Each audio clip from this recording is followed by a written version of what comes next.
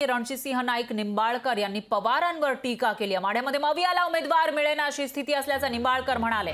शरद पवार यांच्यावर वाईट वेळ आलेली आहे असंही निंबाळकरांनी म्हटलेलं आहे। माढा लोकसभा मतदारसंघामध्ये महाविकास आघाडीला उमेदवार मिळत नाही। शरद पवारांवर इतकी वाईट वेळ कधी आली नव्हती असा टोला भाजपचे उमेदवार रणजितसिंह नाईक निंबाळकर यांनी लगावला।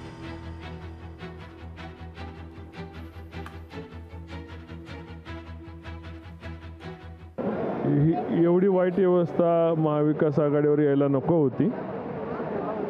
आज त्यांनी या भागाचं नेतृत्व केले, विकास न केल्यामुळे त्यांना सातत्याने चाचपणी करून उमेदवार बदलावा लागतोय, ही दुर्दैवाची गोष्ट आहे। मला समोरच्या कुठल्याही विरोधी पक्षाच्या उमेदवाराचं आव्हान वाटत नाही। आज या मतदारसंघामध्ये भारतीय जनता पार्टी, शिवसेना आणि राष्ट्रवादी या तिन्ही पक्षाचा मिळून प्रचंड मोठा विकास झालेला आहे। तिन्ही पक्षाचं सामर्थ्य या ठिकाणी प्रचंड मोठ्या प्रमाणावर आहे। लोकशाही मराठी ऐका, पहा, जागरूक रहा।